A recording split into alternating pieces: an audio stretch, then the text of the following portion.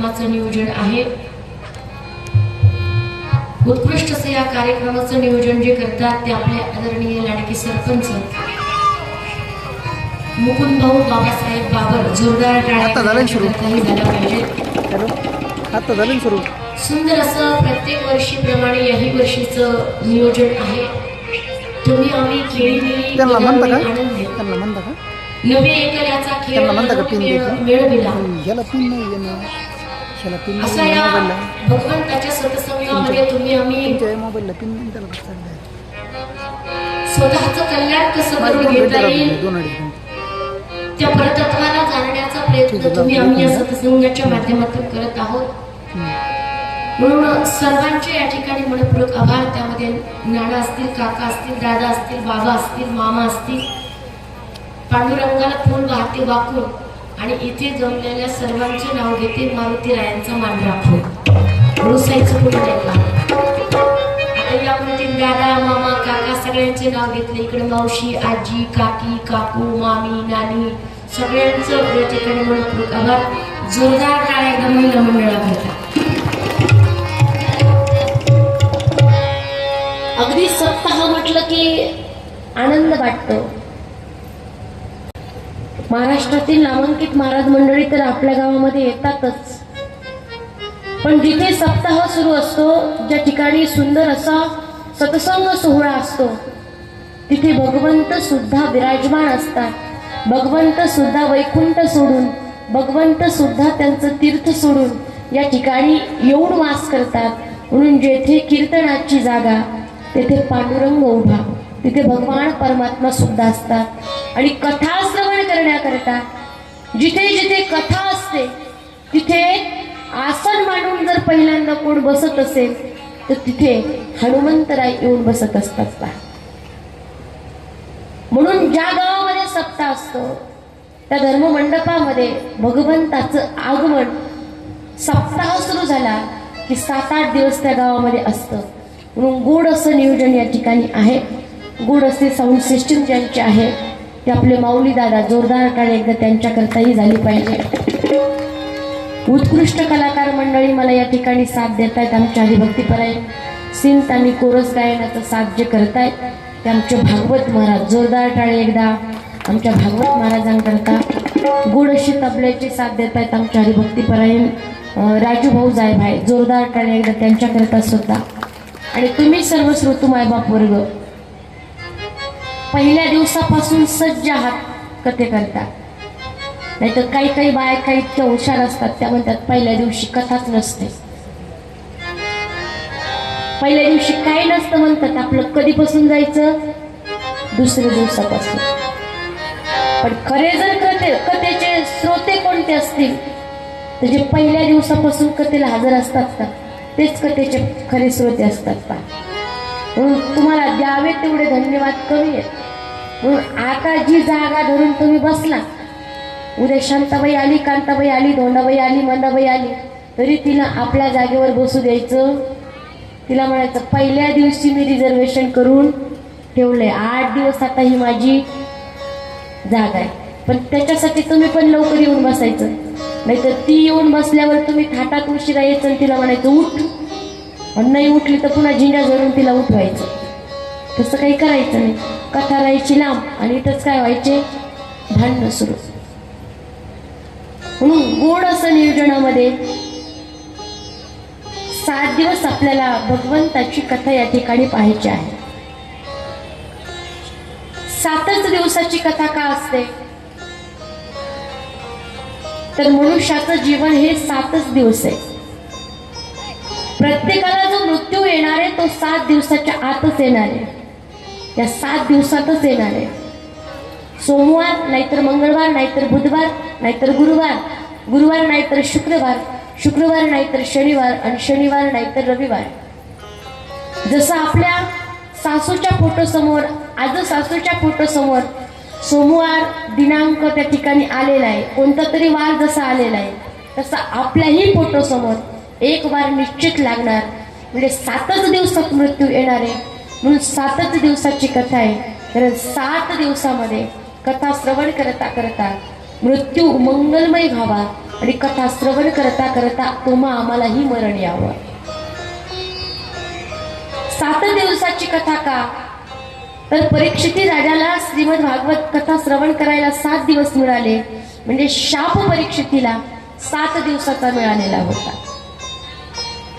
म्हणून जी पहिल्यापासूनची प्रथा आहे 7 दिवसाची कथा, म्हणून 7 दिवस कथा केली जाते. कुठे कुठे 3 दिवसाची 5 दिवसाची होते, पण बहुतेक वेळेस 7 दिवसाची कथा आपल्याला ऐकायला मिळते. म्हणून तुम्ही आम्ही सुद्धा या कथेच्या माध्यमातून तुम्हा आम्हालाही चांगलं मरण यावं. हे जे जन्म मरणाचं चक्र आहे, हे जे किती वेळा जन्म यावे नित्य भावे फजित, कुठेतरी ही फजिती चुकली पाहिजे, मृत्यू मंगलमय आला पाहिजे, शेवट गोड झाला पाहिजे.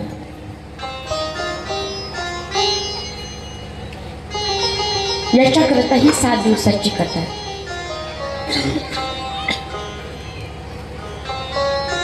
गोड वर्णने पहा.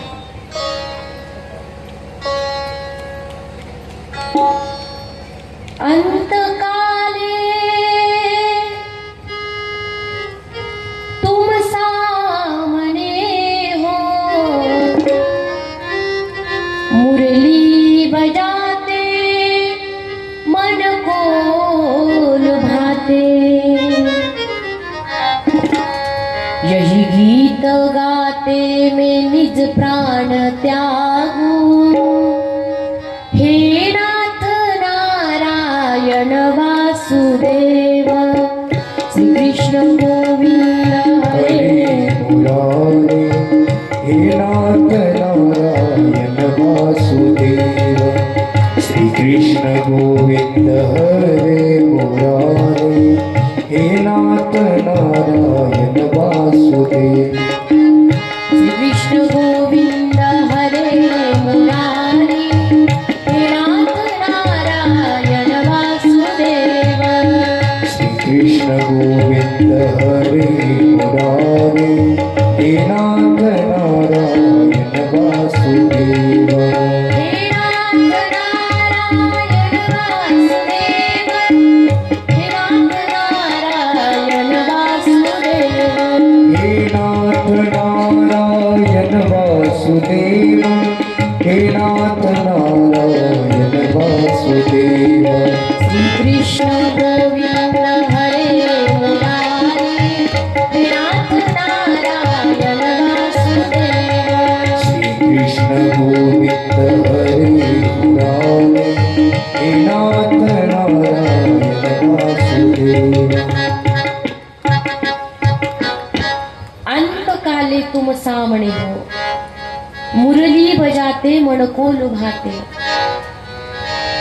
शेवट गोड व्हावा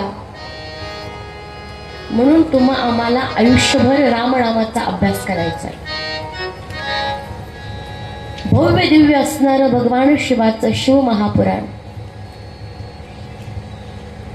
सुत शौनकादी ऋषींचा संवाद सुरू आहे.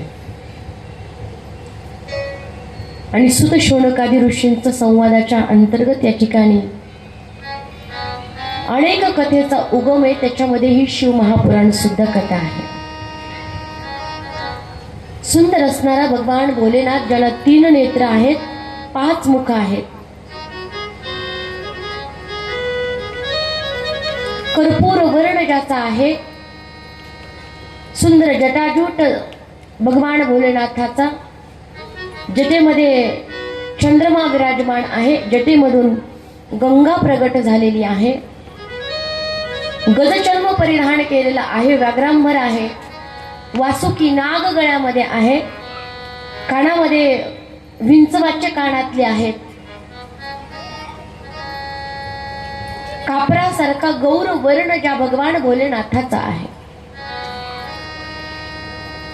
तुम्ही म्हणतात की कापरासारखा गौर वर्ण आहे, पण आम्ही जर भगवान भोलेनाथाला फोटोमध्ये पाहिलं तर कसा दिसतो देव? निळा दिसतो, बरोबर आहे का नाही? पण चित्रकाराने भगवान भोलेनाथाला पूर्ण निळं करून टाकलं. पण देव कापरासारखे गौर वर्ण आहे. म्हणून तर कर्पूर गौर भगवान भोलेनाथाला म्हटलेलं आहे. शिखरावरती बैसला भोळा, गळा रुद्राक्षाच्या माळा. शिखरावरती बसलेला आहे आणि गळ्यामध्ये रुद्राक्षाच्या माळा आहे. या शिव महापुराण ग्रंथाचा आदिकर्ता जे भगवान व्यास महर्षी आहेत, त्या व्यास महर्षींना सुद्धा त्या ठिकाणी वंदन केलेलं आहे. नमोस्तुते व्यास विशाल बुद्धे, फुल्लारविंदा यतपत्र नेत्र, येन त्वया भारततैल पूर्ण, प्रज्वालितो ज्ञानमय प्रज्वलित. कारण व्यास महर्षींनी 18 पुराणांची निर्मिती केलेली आहे.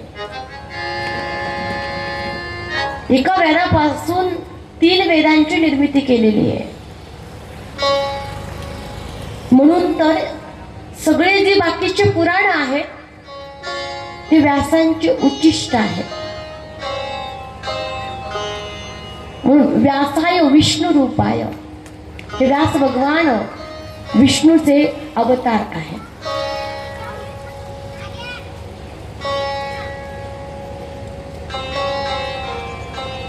पुन्हा साक्षात शिवस्वरूप हे शिव महापुराण आहे.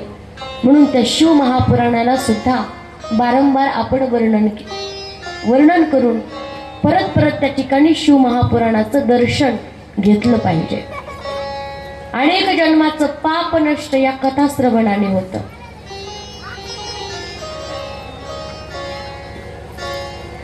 एवढी ताकद त्या शिव महापुराणामध्ये आहे की शिव महापुराण ऐकल्याच्या नंतर असं पुण्य प्राप्त होतं की जे पुण्य कधीच नष्ट होत नाही, असं अक्षय पुण्य जे कधीच संपत नाही, असं आपल्याला या शिव महापुराणाने पुण्य प्राप्त होते. म्हटले किती जन्माची पाप नष्ट होतात? जवळजवळ 100 जन्माची सर्व पाप या ठिकाणी या शिव महापुराणाने नष्ट होतात. म्हणून आपण परत परत सदा सेव्य सतत या शिव महापुराण कथाला श्रवण केलं पाहिजे की जेणेकरून पाप करण्याची जी वृत्ती आहे, जी वासना आहे, ती समूळ नष्ट झालं पाहिजे आणि शुद्ध सात्विक जीवन आपल्याला त्या ठिकाणी प्राप्त झालं पाहिजे आणि चांगलं जीवन जगण्याची जी कला आहे, जी नीती आहे, ती आपल्याला प्राप्त झाली पाहिजे. म्हणून सुत शौनकादिक ऋषींचा संवाद आहे आणि जीवनामध्ये संवादाला फार किंमत आहे. पहा, वाद विवाद आणि संवाद, एकमेकांशी चर्चा घडली पाहिजे आणि चर्चेमधून कुठेतरी ज्ञानरूपी पुत्र जन्माला आला पाहिजे. पण आज तुम्ही मला सांगा, एकमेकांना बोलण्याकरता माणसाकडे वेळ आहे का? आजकाल लोक कसे आहेत, बिझी आहेत, बिझी. तुम्ही बोलत जाता, मला एकटीलाच गुत्त दिलं. ते म्हणले आता मोकळे आम्ही तुमच्याकडे देऊ ना, आम्ही मस्त मांडी घालून बसतो, नाहीतर झोपतो इथं बसल्या बसल्याच. घराघरामध्ये वाद होतोय. असं एकही घर नाही की त्या घरामध्ये भांडण होत. काय तुमच्या गावामध्ये कोणाचंच कोणाशी पटत नाही. भावा भावाचं नाही, जावा जावाचं नाही, आईचं मुलाचं नाही, बापाचं मुलाचं नाही, आणि सासू सुनाचं तर बिलकुलच नाही. कारण सासू सारख्या सूचना जी देते तिला सासू म्हणतात आणि सूचना नको. आजकाल कोणत्याच सुनाला सासू जसं म्हणते तसं ऐकावं वाटतं का? आणि वाटलं जर असतं तर भांडण झालं, नसतं. आज प्रत्येक माणसाची मानसिकता असं आहे, आपण कोणाचंच ऐकायचं नाही, पण आपलं मात्र प्रत्येकाने काय करावं, ऐकावं. माझंच ऐक आणि माझंच ऐक. आपण कुणाचं तरी कधीतरी ऐकलं पाहिजे. ज्या वेळेस ऐकतो त्याच वेळेस आपण सांगू शकतो. आता आपण कथा इथं ऐकली आणि कथा ऐकल्याच्या नंतर घरी गेल्यावर एक जण म्हणली, काय झालं आज कथेमध्ये, सांग ना मला जरा. सांगता येईल का आपल्याला? कस काय नाही येणार? कारण आपण नीट लक्ष देऊन ऐकलं नाही. आपण नीट सर्वांगाचे कान करून एकाग्र चित्ताने जर ऐकलं तर सगळं त्या ठिकाणी आपल्या लक्षात राहू शकतं. आपण ते घरी जाऊन सांगू शकतो. बरोबर आहे का नाही? पण आपल्या लक्षात राहत आणि तुमच्या लक्षात जर राहिलं असतं तर परत 3ऱ्या वर्षाला शिवमहापुराण कथा करायला मला इथं यावंच लागलं. मागच्या वर्षी काय सांगितलं होतं ते या वर्षी लक्षात राहत का? राहिलं का लक्षात काय सांगितलं होतं ते? आणि राहिलं म्हणल्यावर कथा सांगायचीच काय गरज आहे? पण राहत, जरी लक्षात राहिलं नाही पण सांगताना ऐकताना तरी कळतंय. हे आम्ही मागच्या वर्षी ऐकलं होतं. म्हणून म्हटलं रोहितच्या बायका हुशार आहेत, परत परत ते सांगून जमणार, नवीन काहीतरी कथा सांगावं लागते. आणि 24,000 श्लोक संख्या आहे. किती? 24,000. आणि 7 दिवसामध्ये 3 तासामध्ये आपण कितीही सांगण्याचा प्रयत्न केला तरी सुद्धा सर्व शिव महापुराण जे आहेत ते शिव महापुराण मधल्या कथा होत नाहीत. काही कारण का? समुद्रामधून 1 तांब्या पाणी बाजूला काढलं म्हणून समुद्राला काही फरक पडत. अथांग असा समुद्र आहे. असं पाहिलं का कधी दुष्काळ पडला म्हणून समुद्र आटला? नदी नाले विहिरी आटू शकतात पण समुद्र कधी आटत नाही. तसं शिव महापुराणामधून कितीही ज्ञान आपण बाहेर काढलं तरी शिव महापुराणामधला अथांग ज्ञानाचा सागर कधी त्या ठिकाणी आटत नाही. नवनवीन भाव त्याच्यातून उत्पन्न होतात, निर्माण होतात आणि अनेक नवीन कथा आपल्याला प्रत्येक वर्षी श्रवण करायला मिळतात. म्हणून सुत शौनकादी ऋषींचा संवाद नैमिष्य अरण्यामध्ये सुरू आहे. आणि नैमिष्य अरण्यामध्ये अनेक ऋषी सत्संग करतात. त्या क्षेत्रामध्ये सत्संग का करतात? तर ब्रह्मदेवाकडे गेले होते. म्हटलं एखादं स्थान आम्हाला असं पाहिजे जिथं आम्हाला सत्संग करता यावा. एक चक्र त्यांनी दिलं आणि ते चक्र जिथं जाऊन पडलं त्याच स्थानाला नैमिष्य अरण्य नाव पडलं. चक्रतीर्थ सुद्धा त्याला म्हणतात. आजही अनेक लोक धामाला जाताना, तीर्थयात्रा करत असताना नैमिष्य अरण्य क्षेत्रामध्ये जातात आणि तिथं जाऊन 7 दिवस कथा श्रवण करतात.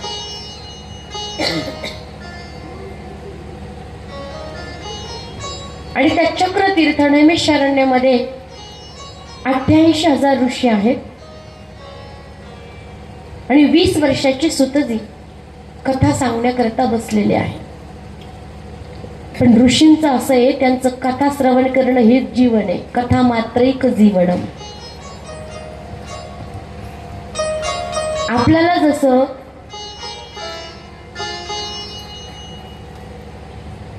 खायला लागतं, खाल्ल्याशिवाय आपण एकही दिवस काढू शकत नाही. का असं कुणी आहे रोहितळमध्ये की त्यांना खायलाच लागत नाही? तुम्ही बोलत चला. आहे का कुणी? का झोपले? आहे का कुणी? प्रत्येकाला काय लागतंय? खायला लागतंय. तू म्हणता नाही नाही नाही आज एकादशी आम्हाला खायला लागत नाही. आणि एकादशीच्या दिवशी तर उलट डबल टिबल खायला लागते जास्त. आज एकादशी जरी असली तरी सकाळीच अर्धा किलो साबुदाणा खाऊन आलो. सोबत 2-4 केळी होती, द्राक्षे होते, पुन्हा तळलेलं तर वेगळंच होतं. आजकाल उपवास म्हणजे एक छोटी दिवाळी झाली.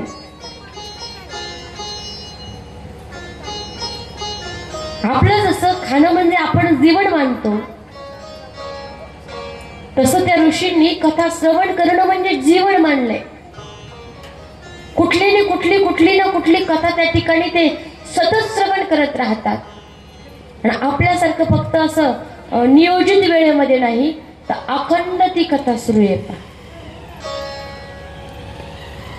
म्हणून नैमिषारण्यामध्ये सुत शौनकादी ऋषींचा संवाद आहे. आणि शौनक म्हणतात, शौनक उवाच, हे सुत महाप्राज्ञ सर्व सिद्धांत विप्रभो, आख्याही मे कथा सारम पुराणानां विशेषतः. सुतजींना म्हणतात, हे ऋषी, तुम्ही महाप्राज्ञ आहात, तुमची बुद्धी श्रेष्ठ आहे, सर्व सिद्धांताला जाणणारी आहे. म्हणून एक काम करा, तुम्ही आम्हाला पुराणाचं सार सांगा, की जेणेकरून आमचं तर कल्याण होईल, पण कलियुगातल्या लोकांचं, जीवांचं सुद्धा कल्याण होईल. जीवश्चासुरतां प्राप्ता प्रायो घोरो कलाविहा, तस्य संशोधनो किं हि विद्यते परमायणम्. या जगामध्ये काय झालं, जसं जसं कलियुगाचं एक एक वर्ष लोटत चाललं, एक एक वर्ष जसं कलियुग पुढं चाललं, तसं तसं या कलियुगामध्ये वर्षे वर्षे क्रमत जाता मंगलम नापि दृश्यते. जसं जसं वर्ष सरत चालली तसं मंगल गोष्टी, चांगल्या गोष्टी कलियुगामध्ये पाहायला भेटणार, ऐकायला भेटणार, आणि लोक हाताने सुद्धा चांगलं कर्म करेणार. एक नवीन दिवस उजडला की नवीनच काहीतरी वाईट वार्ता, वाईट गोष्ट माणसाला ऐकायला भेटायला लागली. म्हणून या कलियुगामुळे सगळे लोक आसुरतेला प्राप्त झाले. कलीचे धर्म सगळीकडे आलेले आहेत. अशा या घोर कलियुगामध्ये माणसाने स्वतःचं कल्याण कसं करून घ्यावं, हे प्रश्न ऐकले. आणि सुतजी जी आहेत ना, त्या सुतजींना अतिशय आनंद झाला, कारण प्रश्न परमार्थाचा होता. ऋषीकडे गेलात, साधू संतांकडे गेलात, महाराजांकडे गेलात, तर त्यांच्याशी कसं बोलावं, त्यांना काय विचारावं, हे सुद्धा आपल्याला कळालं पाहिजे. नाही का आपण एखाद्या महाराजाकडे गेलो तर त्या महाराजांना जाऊन काय प्रश्न विचारतो, झोपल्या का काय, काय विचारतो, मी काय बोलते कळतं का, हलना डुलना बोलना, गेलात का काय घरी, मी तुम्हाला पुन्हा शिव्या द्यायच्या. एखाद्या महाराजांकडे गेलात तर आपल्या संसारिकाचे प्रश्न काय असतात. एक जण बाई एका महाराजाकडे गेली आणि म्हटली, महाराज काहीतरी द्या हो. महाराज म्हटले, काय झालं. ती म्हणली, सून जरा जास्तच येड्यावानी करायला लागली. आता सून जास्त येड्यावानी करायला लागली की हिचं जसं जसं वय होत चाललं ही येड्यावानी करायला लागली काय माहिती. काही काही जण जातात पर महाराष्ट्र सोडून दुसऱ्या राज्यामध्ये साधू संतांकडे जातात आणि त्यांनी ऐकलेलं असतं, त्यांचा फार गुण येतो आणि माणसाचा अंधश्रद्धेवर फार जास्त विश्वास बसतो. आमच्या वारकरी संप्रदायातील संतांनी सांगून ठेवलं, बाबांनो अंधश्रद्धेवरती विश्वास ठेवू नका, नेणती काही जादू टोणा नामस्मरणा वाचुनी. पण आम्हाला हवेतून जे काहीतरी आणून देतात त्यांच्यावर विश्वास बसतो, जे काहीतरी करून दाखवतात त्यांच्यावर इतका विश्वास बसतो, इतका विश्वास बसतो, आणि त्या बाबालाच आम्ही खरं मानतो.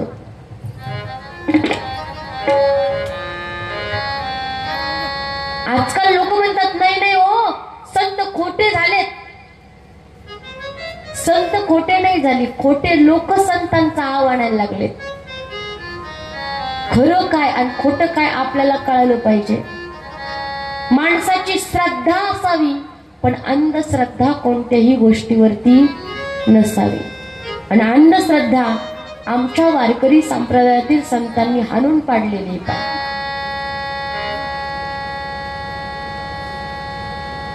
लोक महाराष्ट्र सोडून दुसरीकडे जातात. म्हणले नाही नाही नाही, त्या बाबाला कळतंय एखादी गरोदर स्त्री जर तिथं गेल्याच्या नंतर त्यांनी जर पाहिलं तर ते सांगतात आणि त्यांची दृष्टी पडली की म्हटले त्या ठिकाणी काय होतंय, मुलगी होईल म्हटलं की मुलगीच होते म्हणे. त्यांचं शब्दच खरे होता.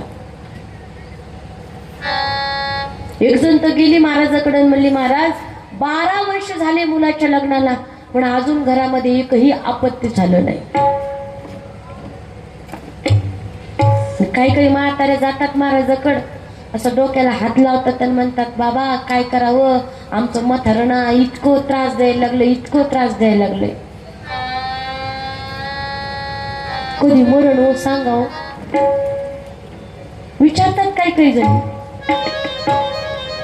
म्हणजे आपल्या संसारातलं दुःख आपण त्या महाराजांना जाऊन सांगतो, आणि या संसारामध्ये दुःख आहे म्हणूनच त्यांनी त्या संसारापासून विरक्ती घेतली आणि स्वतः त्या ठिकाणी संन्याशी झाले. दुःख होतं संतांना असे प्रश्न विचारल्याच्या नंतर. म्हणतात अन्नाचा कण आणि संतांचा क्षण माणसाने जीवनात कधीच व्हायला घालू नये. विचारायचं असेल तर काय विचारावं संतांना. कै मी उद्धार पावेन, कै कृपा करील नारायण, ऐसे तुम्ही सांगा संत जन, करा समाधान चित्त माझे. मी कधी उद्धार पावे, मी कशा पद्धतीने एकादशी केली म्हणजे मला जास्त फळ मिळेल, मी कोणत्या देवाचं नामस्मरण करू म्हणजे लवकर मला भगवत प्राप्ती होईल, मी कसा परमार्थ करू, असे प्रश्न जर विचारले ना तर संतांना अतिशय आनंद होतो, अतिशय गदगद त्या ठिकाणी होतात. आणि तशीच अवस्था सुतजींची झालेली आहे. कौतुक केलं, आनंद झाला. आणि सुतजी ऋषींना म्हणतात धन्यस्त्वं मुनी शार्दूल्य श्रवण प्रीती लालसह, अतो विचार्य सुदिया वच्मी शास्त्र महोत्तमम्. धन्य आहात ऋषींनो तुम्ही, कथा ऐकण्याची रुची, लालसा, आवड, प्रेम कथेवर तुमचं आहे. म्हणून मी अतिशय सुंदर असं एक पुराण तुम्हाला सांगणार आहे. सर्व सिद्धांत निष्पन्नम भक्त्यादि विवेक वर्धनम, शिवतोषकरम दिव्यम शृणुवत्सं रसायनम. सर्व शास्त्रामधून जे निष्पन्न केलेलं आहे, भक्तीचा ओघ ज्याच्यामुळे वाढला जातो, भगवान शिवशंकर ज्याच्यामुळे संतुष्ट होता, असं त्या ठिकाणी असणारं दिव्य पुराण मी तुम्हाला सांगणार आहे. म्हणून शृणुवत्स रसायनम, ते तुम्ही ऐका. पण ही कथा कशी आहे? रसायनम. श्रीमद भागवताला सुद्धा म्हटलंय निगमकल्पतरोर गलितम फलम शुकमुखात अमृतद्रव संयुतम, पिबत भागवतम रसमालयम मुहुरओ रसिका भुवि भावुकः. तसंच ते रसायन आहे.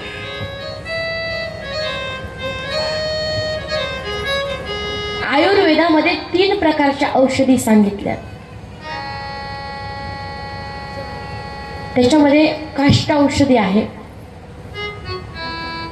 भस्म औषधी आहे आणि रस औषधी आहे.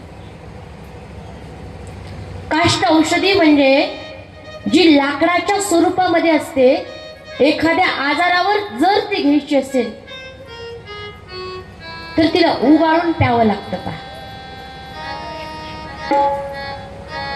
ती काष्ठ औषधी. भस्म औषधी म्हणजे भस्म असतो, भस्माच्या रूपाने ती असते. थोडक्यामध्ये सुवर्ण भस्म जो असतो तो, जसं हे सुवर्ण प्राशन वगैरे बनवत असताना त्याच्यामध्ये सुवर्ण भस्म त्या ठिकाणी टाकला जातो. आणि रस औषधी ही सगळ्यात सोपी औषधी असते. मग ही औषधी घ्यायला सोपी असते आणि त्याने त्या रोगावरती लवकर त्या ठिकाणी प्रभाव परिणाम होतो आणि जो आजार आहे तोही लवकर बरा होतो.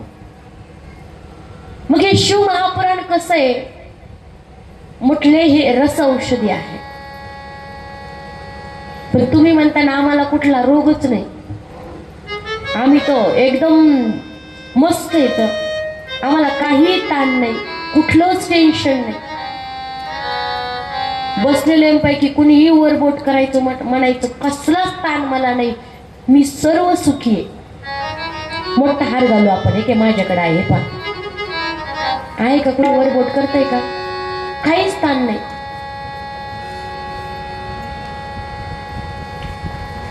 आहे का कुणी असं? कोई तण दुखी, कोई मन दुखी, कोई धन बिन रहत उदास, थोड़े थोड़े सब दुखी, सुखी राम के दास. कुणाकुणाला शरीराची व्याधी आहे पहा. आता इथं 3 तास मांडी घालून बसायचं म्हणलं की कंबर इतकं दुखतं विचारूच नका. म्हणून काही जण बसतानाच असा अँगल धरून बसतात, मस्त पाठीमाग पाठ टेकून बसता आलं पाहिजे. तो काही जण बसतात असे सगळं ओझ शेजारणीच्या अंगावर टाकून देतात. शेजारीने म्हणते, काय देवाने बुद्धी दिली, हिच्या शेजारी बसले, उद्या ती त्या कोपऱ्यात असली की मी याच कोपऱ्यात बसणार. परत परत परत परत तिच्या मांडीवर मांडी टाकून सगळं ओझ तिच्या अंगावर टाकतो.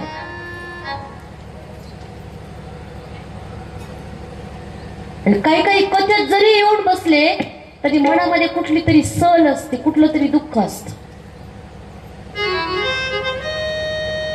सतत ते दुःख माणसाला आठवत राहतं, स्मरण करत राहतं. आणि कुणी तंदुरुस्त आहे शरीर, मनही चांगलंय, काही टेन्शन नाही, पण परिस्थिती गरीब आहे. कसा पैसा मला मिळवता येईल, कशा माध्यमातून मी पैसा मिळवल याच्यासाठी सतत प्रयत्नशील राहतो. ज्ञानोबराय म्हणतात, सायासे करीसी प्रपंच दिननीसी, हरिसी न बजसी कवण्या गुणे, हरिसी न भजसी कवण्या गुणे, हरिसी न भजसी कवण्या गुणे.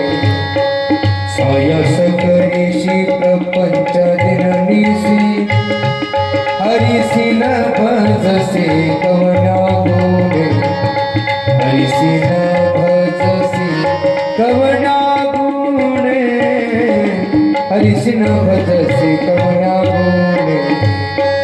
हरि मुखे मना, हरि मुखे मना, हरि मुखे मना, हरि मुखे मना, हरि मुखे मना, हरि मुखे मना.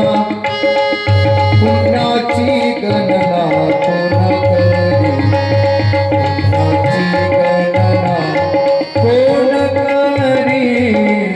पुण्याची गणना कोण करी, पुण्याची गणना कोण करी, पुण्याची गणना कोण करी. सायासे करीशी प्रपंच दिननीसी, हरिसी न भजसी कवण्या गुणे.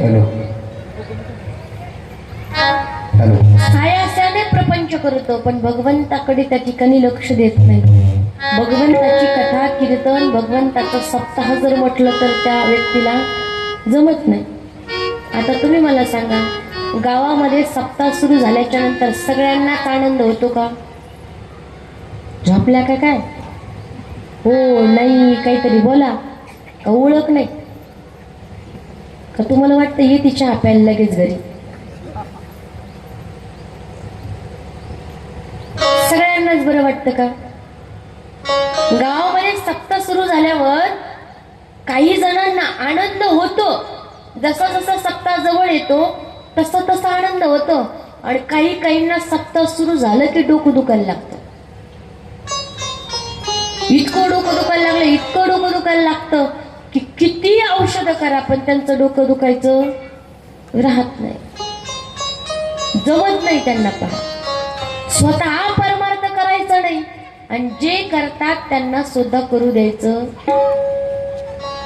कुठल्याही गोष्टीमध्ये नुसते दोषच पाहत राहायचे. मग कुठल्याही गोष्टीमध्ये जर दोषच पाहत राहिलं तर असं एकही वस्तू या जगामध्ये नाही की सर्व गुण संपन्न आहे, भगवंत संत सोडले तर. मग तुम्ही आम्ही संसाराच्या तापाने तप्त झालेलो आहोत. अगदी इतकं त्या ठिकाणी व्याकुळ झालो, इतकं व्याकुळ झालो की संसाराचा इतका वीट आलाय की बऱ्याच जणीला वाटतं आता सगळं सोडून द्यावं आणि पंढरपूर आळंदीला जाऊन राहावं. कोणाकोणाला वाटतंय वर बोट करा बरं. एक दोघी जणीला वाटतंय, बाकीच्याला अजून घरीच जावं वाटतंय. म्हणलं मी गेल्यावर माझ्या बाळाच्या बापाची काळजी कोण घेईल? कुणाकुणाला म्हशीची चिंता, कोणाकोणाला बाळाची चिंता, कोणाकोणाला बाळाच्या बापाची चिंता. आपला दिवस रात्र जप सुरू आहे. बाळाचा बाप, बाळाचा बाप, बाळाचा बाप. त्याच्या पुढे आपल्याला काही आठवतच नाही. पण एखाद्या दिवशी जर पाहतो मी नवरा बायकोचे थोडेसे भांडणं झाले तर ती म्हणते हे बघा मला इतका कंटाळा आलाय, मी सगळं सोडून आत्ता जाईल.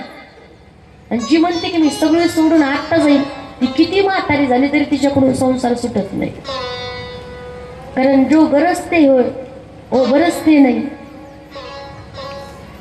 आणि जो बरसते हे ओ गरजते नाही. जे सोडीन म्हणतात ते सोडित नाही, आणि जे कधी म्हणत नाहीत ते एकदा संसार सोडून दिल्याशिवाय राहत नाही. संसाराचा वीट येतो पण परमार्थाचा कधीच वीट येत नाही. अवीट गे माये वीटिणा जवळी आहे परी भेटेना. अवीट अशी परमार्थाची गोडी आहे. म्हणून या संसाराच्या तापाने तुम्ही आम्ही इतकं तापलो.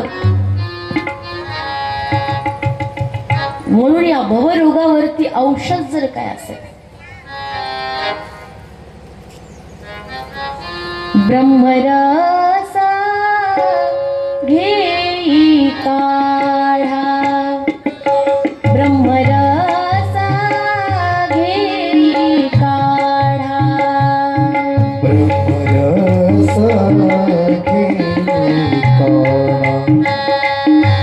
ब्रह्मरस घेई काढा. तेने पिळा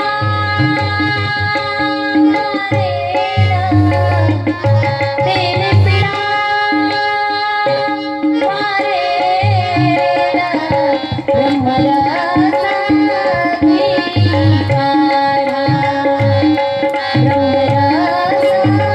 घेई काढा, ब्रह्मरस घेई काढा. तेने पिडा वारेल,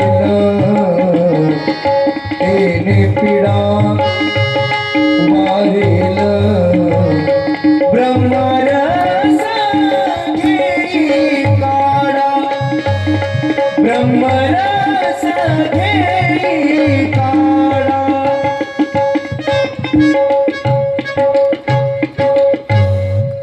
ब्रह्मरस घेई काढा तेने पिडा वारेला.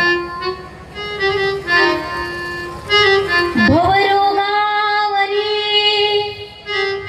दिव्य रसायन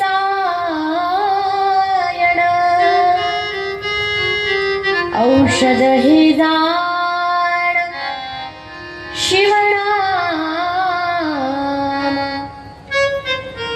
या भवरोगामध्ये दिव्य औषध जर कुठलं असेल भवरोगावरती तर शिवनाम, भगवान शिवाची भक्ती, भगवान शिवाचं स्वरूपाला जाणणं हेच महत्वाचं औषध आहे. कसंही हे शिव महापुराण.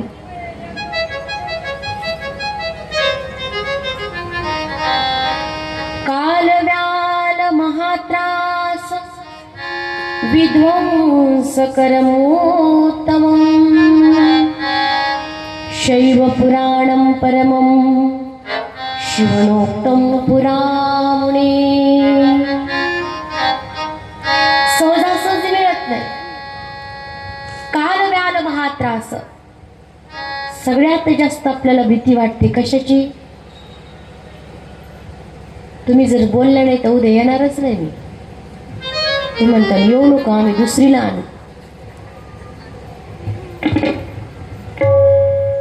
कशाची भीती वाटते? नवऱ्याची? कशाची? मरणाची. माणसाला मरणाची भीती वाटते. कळाल त्याला कळलं, नाही त्याला उद्या कळलं. माणूस मरणाचं घाबरतो. कोणालाच मरावं वाटत नाही. मला वाटतं का? प्रत्येकीला वाटतं शेजारणीने मरावं. इथल्या नाही बरं का, आमच्या तिकडच्या बायकांचं सांगते. आणि तिथं कोण कोण रडतंय ते मी पाहायला जावं.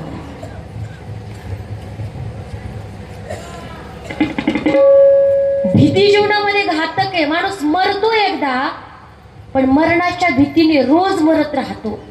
म्हणून ती भीती निघून गेली पाहिजे. मग मरणाची भीती निघून गेल्याच्या नंतर माणूस सगळीकडे आनंदी आनंद. सर्व सुख ल्यालो सर्व अलंकार. काय केलं होतं जगद्गुरु तुकोबारायांनी? काय होतं महाराजाकडे? मोठी गाडी, मोठी माडी, भरपूर असा पैसा. काय होतं नेमका? का मुलं सरकारी नोकरीला होते? काय होतं? काहीच नव्हतं. मग का त्यांच्या जीवनामध्ये एवढा आनंद होता? त्याचं कारण एकच आहे, त्यांनी मरणाशी मैत्री केली होती. आणि माणसाला मित्राची कधी भीती वाटत? उलट मित्रा एवढं जवळचं दुसरं तिसरं कोणीच वाटत नाही. म्हणून ज्याला मरणाशी मैत्री करता आली ना, त्याचं जीवन त्या ठिकाणी यशस्वी झालं. मग मरणाची भीती आमचं हे शिव महापुराण घालवतं. कारण मरण म्हणजे काळ.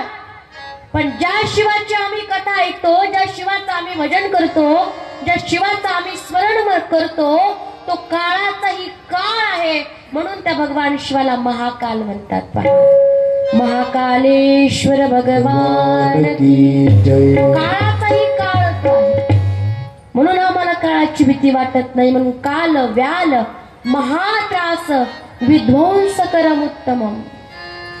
काळाची भीती विध्वंस करणार उत्तम असं हे शैव पुराण परम त्या ठिकाणी असणार आहे.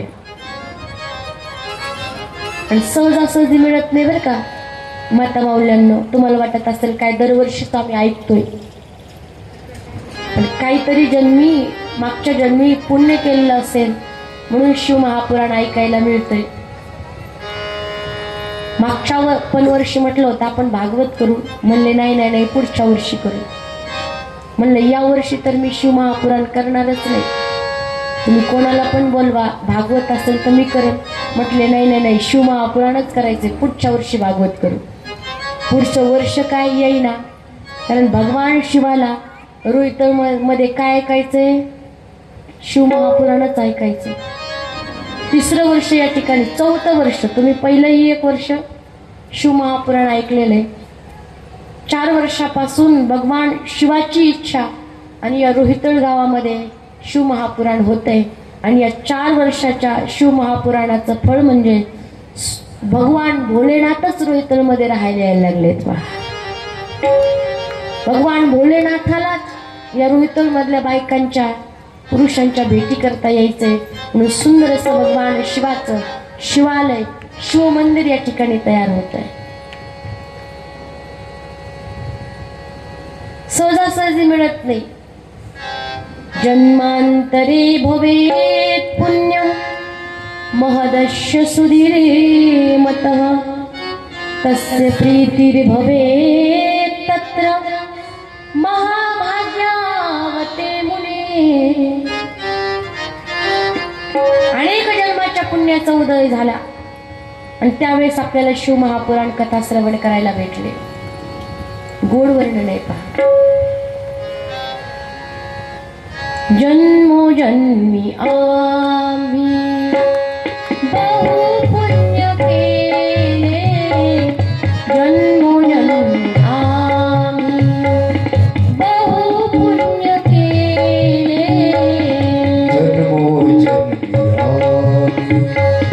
बहु पुण्य केले.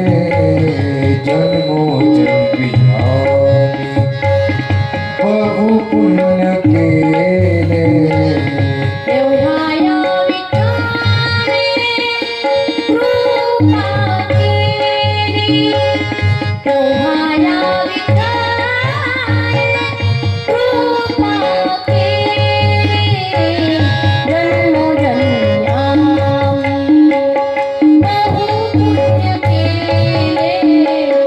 जन्मोजन्मी आम्ही जन्मोजन्मी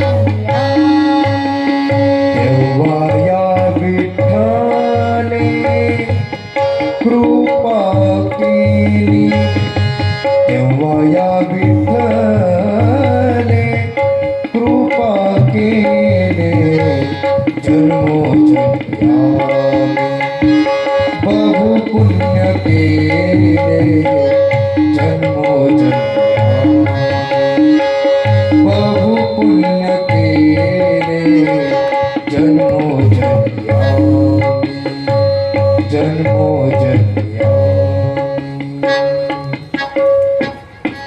जन्मोजन्मी आम्ही बहु पुण्य केले. निश्चित अनेक जन्माचे पुण्य आहे. सहजासहजी सोपं नाही. तुम्ही मला सांगा, आज पहिल्या दिवसाच्या कथेला तुम्ही मंडपामध्ये येऊन बसलात, कोणी आणलं तुम्हाला?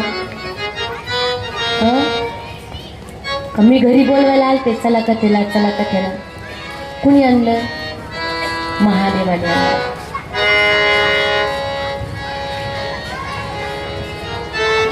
अंगात ताप असेल तर माणसाला जेवण गोड लागत, आणि अंगात पाप असेल तर माणसाला परमार्थ गोड लागत. परमार्थ हा पुण्याईचा आहे.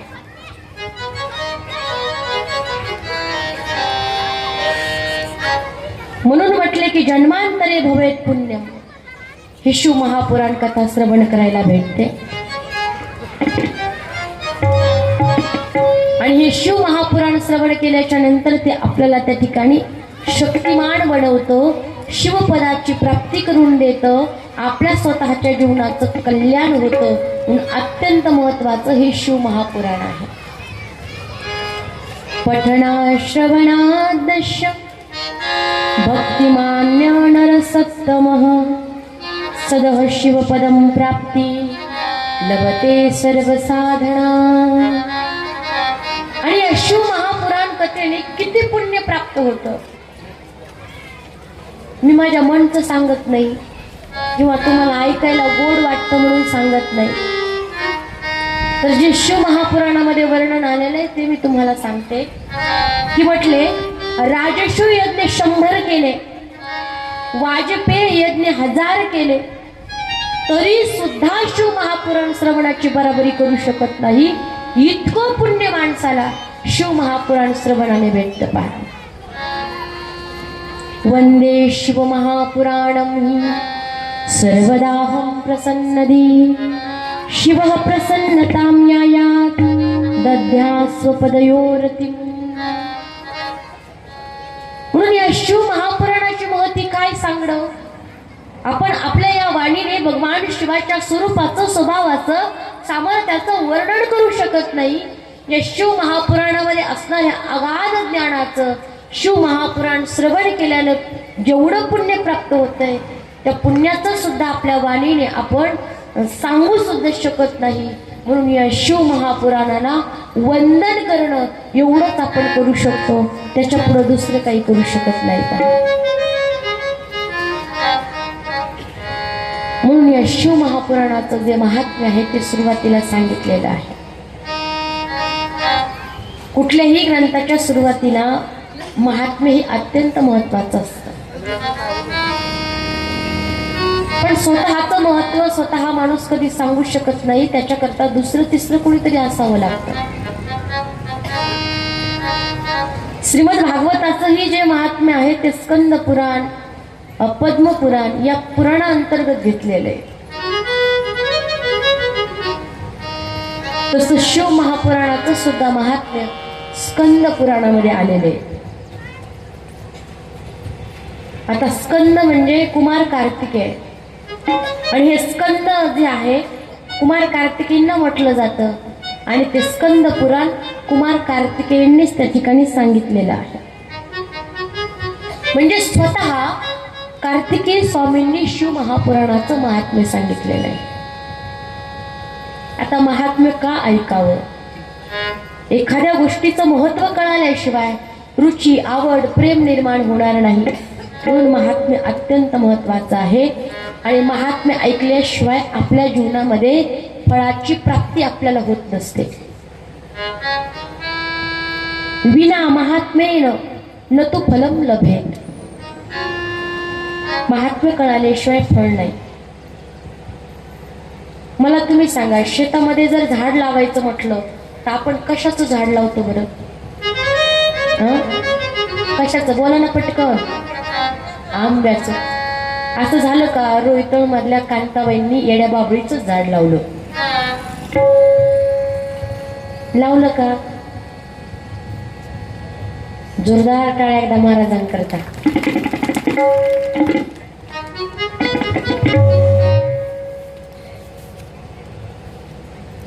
आवर्जून वेळ काढून थोडं का होईना का त्याच्या आरतीला का होईना हाजरी लावली. दोघेही जण आलेले, त्यांचे या ठिकाणी मनपूर्वक आभार. असं झालं का वेड्या बाबळीचं झाड लावलं? मग आंबाच का लावला? कारण आंब्याचं महत्व आपल्याला कळालंय. खायला कसं आहे? गोड आहे, आणि जरी गोड नसला, थोडासा आंबट असला तर लोणच्याला तरी कामाला येतोय. का बरं कुणी वेड्या बाबळीचं झाड लावत नाही? झाड लावत नाही, पाणी घालत नाही, खत घालत नाही, तरी गावाच्या सुरुवातीला कोणाचा उताडा असतो? वेड्या बाबळीचाच असतो. आंब्याला पाणी घाला, कुंपण करा, व्यवस्थित खतं घाला, तरी आंबा फळ येऊपर्यंत टिकण्याची गॅरंटी आहे का?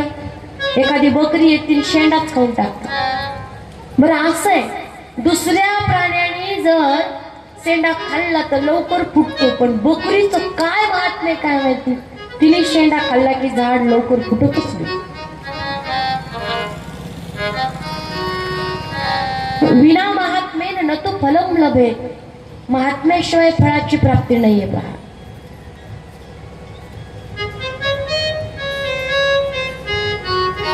एका गावामध्ये एक साधू होते,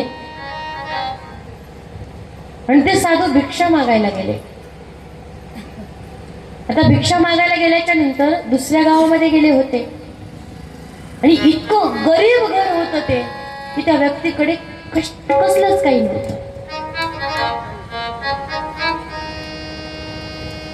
मा भिक्षाम देही. तो व्यक्ती घरामध्ये पडलेला होता. म्हणला मलाच खायला काही नाही, याला द्यावं काय? पुन्हा त्या ठिकाणी भिक्षाम देही म्हणे, जाऊ दे, ओरडल ओरडल 2-3 वेळेस जाईल तसंच, देऊ काय? माझ्याकडे द्यायलाच काही नाही. काय केले? साधू सुद्धा दारातून जाईना. म्हणजे दुसरे साधू 1-2 वेळेस म्हणतात, नाही दिले की निघून जातात. असा 5-6 वेळ झाले, भिक्षाम दे, भिक्षाम दे, भिक्षाम दे. त्यांनी डुंकून पाहिलं, आणि डुंकून पाहिल्याच्या नंतर सांगितलं, हो आमच्याकडे द्यायलाच काही नाही, जा ना तुम्ही. म्हणे काहीच नाही का घरात? म्हणे मीच उपाशी किती दिवस झाले, द्यायलाच काही नाही. त्या साधूने घरामध्ये असं डुंकून पाहिलं, दिसतंय का काही देण्याकरता, नेण्याकरता? तर त्या ठिकाणी त्यांना एक मुसळ दिसलं. मुसळ माहितीये ना? म्हटले, अरे ते मुसळ आण इकडं. तो म्हटलाय, साधूला मुसळ पाहिजे का काय? जाऊ द्या म्हणले, कुटायला काही नसेल, त्यांच्याकडे न्यायचं असेल तर नेऊन द्या. साधूने हातामध्ये मुसळ घेतलं आणि म्हणले आता एक काम कर, तुझ्या घरात ज्या लोखंडाच्या वस्तू आहेत ना त्या सगळ्या आण म्हणले माझ्याकडे. त्याने घरामध्ये जेवढं काही लोखंड होतं तेवढं त्या साधूकडे आणलं आणि आणल्याच्या नंतर त्या साधूने काय केलं, त्या मुसळाने त्या लोखंडाच्या वस्तूला स्पर्श केला तर त्या लोखंडाच्या वस्तू न राहता सगळ्या सोन्याच्या वस्तू होऊन गेल्या. आश्चर्य वाटलं त्या व्यक्तीला. आता ते मुसळ होतं का, कशामुळे सोनं झालं बरं? ते काय होतं? हा, परीस होता. म्हणजे लक्षात आहे आपल्या.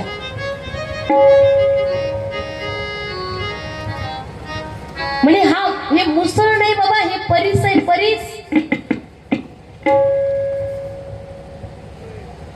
ते म्हणलं हे तर किती दिवसापासून माझ्या घरी जवळजवळ 40 वर्ष झाले हे मुसळ म्हणून मी याचा वापर करतोय. साधू म्हटले ही तर चूक झाली, तुला या परीसाचं महात्म्य कळालं नाही म्हणून परीसाने 40 वर्ष तू कुटण्याचं काम केले, चटणी कुटण्याचं. मग तशी त्या मुसळासारखी अवस्था आपली होऊ नये. परीस आपल्याला कळालंच पाहिजे, सोनं आपल्याला कळालंच पाहिजे, चांदी आपल्याला कळालंच पाहिजे. मग तसं शिव महापुराणाचं जे स्थान आपल्या जीवनामध्ये आहे, शिव महापुराण श्रवण केलेले आपल्याला कोणत्या पुण्याची प्राप्ती होते हे कळालं पाहिजे. नाहीतर त्या मुसळासारखी अवस्था, चटणी कुटायची वेळ आपल्यावर येऊ नये. म्हणून शिव महापुराणाचं महात्म्य नैमिषारण्य क्षेत्रामध्ये सुत शौनकादी ऋषींच्या संवादाच्या अंतर्गत आहे. आता शिव महापुराण हे नैमिषारण्य क्षेत्रामध्ये नाही झालेलं, पण शिव महापुराणाचं महात्म्य जे आहे ते नैमिषारण्य क्षेत्रामध्ये. शिव महापुराण हे प्रयाग तीर्थक्षेत्रामध्ये त्या ठिकाणी सांगितलेलं आहे. सर्वश्रेष्ठ या जगामध्ये शिव महापुराण आहे. शिव महापुराण जर श्रवण केलं तर त्या व्यक्तीला दुसरं तिसरं काही श्रवण करायची गरज नाही, एवढी महत्ता या शिव महापुराणाची आहे. पण श्रवण करत असताना कसं श्रवण करा म्हटले, श्रद्धा भाव समन्वित, अगदी श्रद्धायुक्त भावनेने ही शिव महापुराण श्रवण केलं पाहिजे. म्हणून शिव महापुराणाचं जे महात्म्य 6 अध्यायामध्ये आलेलं आहे ते महात्म्य या ठिकाणी आपण पाहत आहोत. पहिलं जे आहे देवराज ब्राह्मणाचं. त्या देवराज ब्राह्मणाला जी शिवलोकाची प्राप्ती झालेली आहे.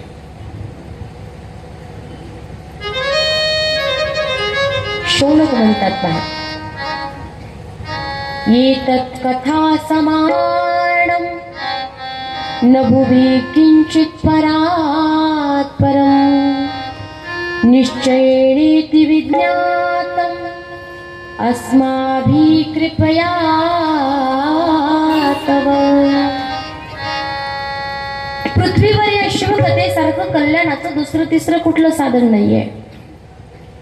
पण या कथेने कोणते कोणते पापी तरले ते तर आम्हाला कळालं पाहिजे, कारण एखादं उदाहरण सांगितल्याशिवाय आमच्या लक्षात येत नाही. म्हणून उदाहरण देऊन सांगा ना. जसं पहा तुम्ही, गावामध्ये जर एखादा व्यक्ती काहीतरी विकण्याकरता आला, हे आपल्या व्यवहारातल्या गोष्टी आहेत. विकण्याकरता आल्याच्या नंतर ते लोक काय करतात, त्यांना चांगली टॅक्ट असते, कला असते त्यांच्याकडे. ते लोक आपल्याला म्हणतात, अहो तुमच्या गावातले त्या कोपऱ्यातले लोक नाही का, त्यांचं नाव काय, लगेच वही काढतात, यांनी घेतली ही वस्तू पहा, मी लिहून आणलंय बघा. पुन्हा गावातल्या 4-5 चांगल्या लोकांची नावं सांगतात की यांनी ही वस्तू काय केली, खरेदी केली. मग आपल्याला वाटतं त्यांनी ती वस्तू घेतली तर आपण घ्यायला काय हरकत आहे.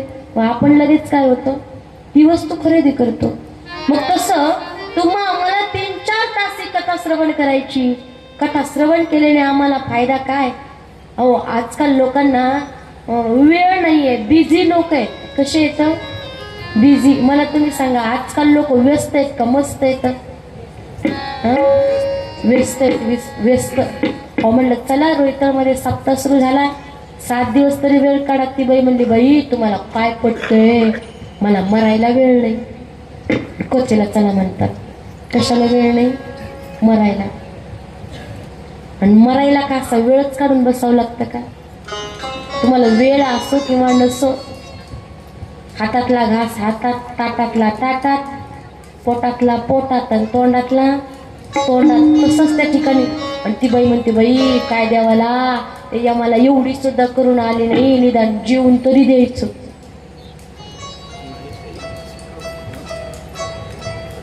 जशी वेळ ठरलेली तेव्हा तुम्ही काहीही करत असा, तुम्ही जरी जायला तयार नसले तरी मारिती, तोडीती, झोडीती, अगदी निष्ठूर ते यमाचे किंकर आहेत, ते ओढीत ओढीत घेऊन गेल्याशिवाय राहत नाही. मग 3-4 तास आम्ही कथा श्रवण करायची का बरं? आणि आजकाल लोक स्थिर नाहीयेत, एका जागेवर स्थिर बसू शकत नाही. मग का आम्ही कथा श्रवण करायची? आमचा फायदा काय? फायदा जर असेल तर लोक काहीही करायला तयार आहेत. विना प्रयोजन न मंदोपी प्रवर्तते, विना प्रयोजन अनुद्दिश्य न मंदोपी. कुठलंच काम त्या ठिकाणी वेडा मनुष्य सुद्धा करत नाही, त्याला सुद्धा त्याचा फायदा कळतो. एखादा वेडा मनुष्य आपल्याला असं कागद गोळा करताना दिसतो, आपल्याला वाटतंय वेडा येते कागद गोळा करते, पण त्याला म्हणा तुम्ही, अरे ए वेड्या कशाला कागद गोळा करतोय? ते म्हणतो, गब्बस गब्बस, ते माझे पैसे पैसे. त्या कागदाकडे ते कशा दृष्टीने पाहतो? पैशाच्या दृष्टीने. मग काय होतं या शिव महापुराणाने? ए मानवा पाप कृतो दुराचार रता खला कामादि निरता नित्यम तेपि शुद्धंत नैनवे. एखादा मनुष्य आयुष्यभर त्यांनी पापाचरण केले, कुठल्याच प्रकारचं पाप नाहीये की त्याने त्याच्या जीवनामध्ये केलेलं नाहीये. सतत पापामध्ये त्या ठिकाणी आचरण केले, राहिलंय पापात सतत. पण अशा व्यक्तीच्या कानावर चुकून जरी शिव महापुराणाची कथा पडली तरी सुद्धा भगवान भोलेनाथ त्याचा उद्धार करतात. एवढी ताकद आहे शिव महापुराण कथेत. मग शौनकादी ऋषी म्हटले, उदाहरण सांगा ना. मग देवराज ब्राह्मणाचं उदाहरण सांगतात. किरात नगरामध्ये एक ब्राह्मण राहत होता, ज्याचं नाव आहे देवराज. अगदी नाव चांगलंय पहा, देवराज. पण त्याला संगती किरातांची झाली, आणि ज्याच्या संगतीत जीव जातो त्याचे गुणधर्म आपल्यामध्ये आल्याशिवाय राहत नाही. आपण सहज म्हणतो, ढवळ्या शेजारी पवळ्या बांधला, वाण नाही पण गुण लागला. सतत त्या ठिकाणी काय होतं? संगतीचा परिणाम जीवनावर होतो. आणि संगती जीवनामध्ये इतकी घातक आहे, वाईटाची संगती जीवनामध्ये इतकी घातक आहे, इतकी घातक आहे, ती आपल्याला वाईट प्रवृत्ती शिकवते, वाईट मार्गाला नेऊन पोहोचवते, आणि आपलं त्या ठिकाणी त्याच्यामध्ये पतन झाल्याशिवाय राहत नाही. मग संगती करायची नाही का? म्हटले संगती करा, पण चांगल्याची संगती करा. संतन के संग लाग रे तेरी अच्छी बनेगी, संतन के संग लाग रे तेरी अच्छी बनेगी. संतन के संग लाग रे तेरी अच्छी बनेगी, संतन के संग लाग रे तेरी अच्छी बनेगी. अच्छी बनेगी तेरी किस्मत जगेगी. ताली वाजवा सगळे. बनेगी तेरी किस्मत जगेगी. अच्छी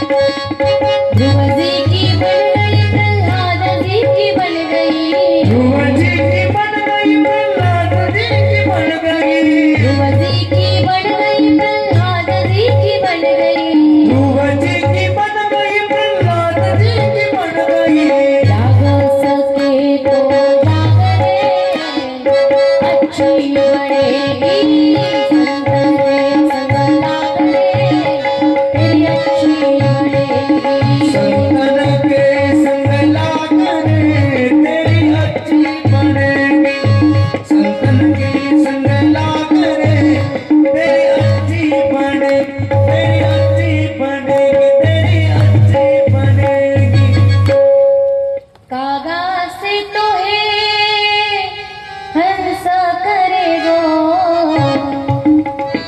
कागा से तो है हंस करे गो मिट जाए उड़ के दाग रे तेरी अच्छी बनेगी संतन के संग लाग रे तेरी अच्छी बनेगी संगत करायची तर संतांची करा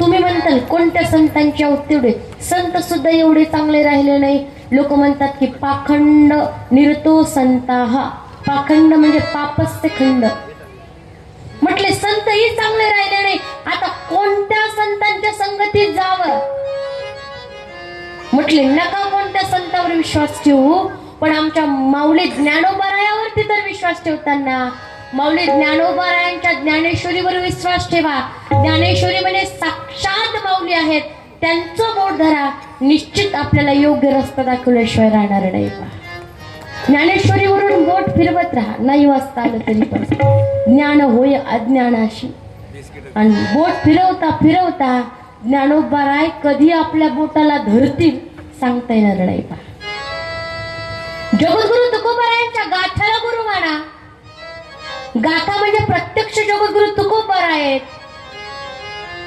त्यांची संगती करा निश्चित त्या ठिकाणी आपल्याला चांगले मार्ग दाखवल्याशिवाय राहणार नाही आणि पहा तुम्ही ही जी ग्रंथ आहेत गीता असेल ज्ञानेश्वरी असेल गाथा असेल असा एकही आपल्या जीवनामधला प्रश्न नाही की त्या प्रश्नाचं उत्तर त्याच्यामध्ये नाहीये पहा जसं जसं गाथ्याचा एक एक अभंग आपण वाचत जाऊ ना तसं तसं त्या ठिकाणी आपल्याला कळतंय तर माझ्या जीवनात असं होतं आणि या प्रश्नाचं उत्तर जगद्गुरु तुकोबारायांनी इथं लिहून ठेवलंय आणि ज्ञानोबारायांच्या ज्ञानेश्वरी बाबतीत जर विचार केला तर एकाहून असे सुंदर असे दृष्टांत एवढे सुंदर दृष्टांत ज्ञानोबारायांनी अगदी उदाहरणासहित त्याच्यामध्ये दिलेले आहेत ज्ञानेश्वरी माहिती ना मी एकदा असंच कथेत म्हणलं ज्ञानेश्वरी माहिती का ती म्हणली हो मी म्हणलं कुठे ती म्हणली घरीच झोपली